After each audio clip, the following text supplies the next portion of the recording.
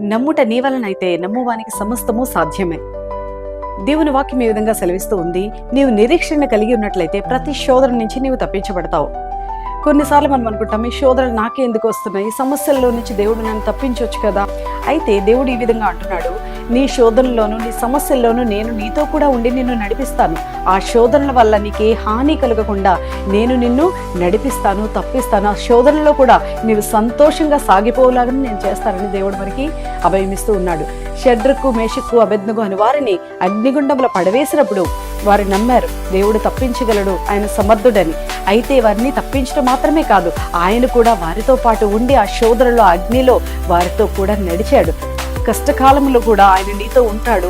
ఏ హాని కలగకుండా ఆయన నిన్ను నడిపిస్తాడు. నిరీక్షణ వల్ల కలుగు బహుమానము జీవ కిరీటము. బంగారము మెరవాలి, మెరుగుపడాలి అంటే దానికి పుటము వేయబడాలి. అలాగే మన విశ్వాసము కూడా మరింత మెరుగుపరచబడాలి అంటే శోధనలు, శ్రమలు అవసరమై ఉన్నాయి. ఈ శోధనలు, కష్టాల వలన మన నిరీక్షణ మరింత ఎక్కువగా మెరుగుపడుతుంది.